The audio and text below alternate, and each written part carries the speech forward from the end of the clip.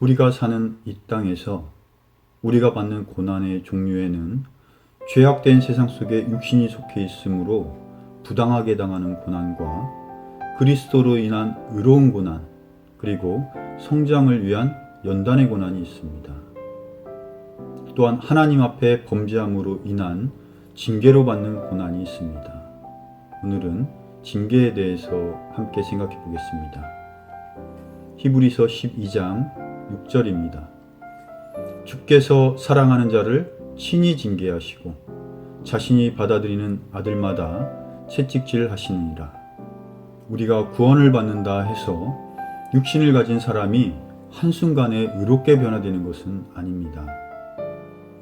하나님 편에서 예수 그리스도의 피를 통해 우리를 의롭게 봐주시는 것입니다. 우리 육신은 결코 의롭지 않습니다.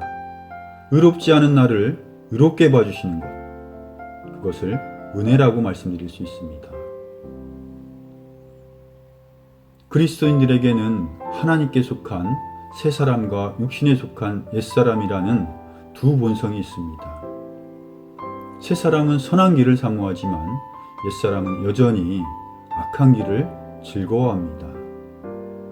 내 마음의 시선이 하나님을 바라볼 때는 의로운 자로서 합당한 삶을 살아가지만 이 세상을 바라볼 때 그리스도인도 마귀에게 사로잡혀 범죄함의 길로 끌려갈 수도 있습니다.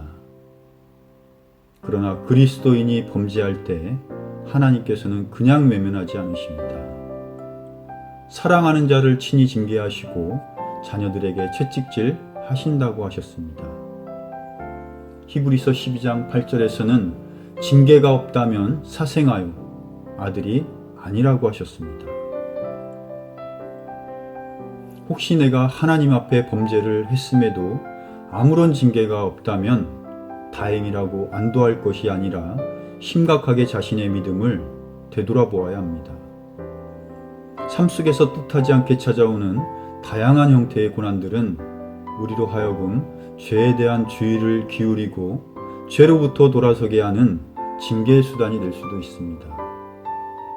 따라서 고난과 역경의 날에는 먼저 깊이 생각해보고 하나님 앞에 자신을 솔직하게 돌이켜 살펴보는 것이 필요합니다. 우리에게 나타나는 모든 고난과 역경이 범죄함에 대한 징계라고 할 수는 없지만 우리가 겪는 환난과 고통 중에는 하나님께 순종하지 아니하고 죄를 지을 때 오는 경우가 생각보다 많이 있습니다. 구원받으면 지옥 가지 않는다는 안도감으로 마음껏 죄를 짓는 사람이 있다면 믿음에 대한 착각 속에서 사는 거짓 신자일 가능성이 매우 높습니다. 그리스도인은 죄에 대해서 더욱 예민해지고 두려움을 갖게 됩니다. 누구나 복음의 진리를 진심으로 깨달았다면 그리스도의 고난과 저주받은 현 세상이 죄로 인함이라는 것을 알기에 죄를 미워하고 멀리하며 죄를 짓지 않으려는 필사의 노력을 하게 됩니다. 그리스도인에게 고난을 주셨다는 것은 분명한 이유와 목적이 있습니다. 그것은 연단을 위한 시험이나 의로운 자의 고난일 수도 있지만 죄로 인한 징계일 수도 있습니다. 범죄함과 상관없는 고난이라면 우리에게 인내가 필요하지만 죄로 인한 징계에 대해서는 반드시 회개가 필요합니다. 우리가 스스로 돌이켜 생각해보고 하나님의 뜻을 이해함으로써 죄와 자아로부터 끊는 순간 고난과 역경도 그칠 수 있습니다. 징계의 목적이 이루어졌다면 더 이상 징계로 인한 고난과 역경이 머무를 이유가 없기 때문입니다. 시편 32편 3절에서 6절까지입니다. 내가 잠잠할 때에 하루 종일 신음하였으므로 내 뼈가 새하였나니 밤낮으로 주의 손이 나를 무겁게 누름으로 내 진액이 여름 가뭄으로 변하였나이다. 셀라. 내가 주께 내 죄를 시인하고 내 불법을 숨기지 아니하며 또 이르기를 내 범법들을 주께 자백하리라 하였더니 주께서 내 죄의 불법을 용서하셨나이다. 셀라.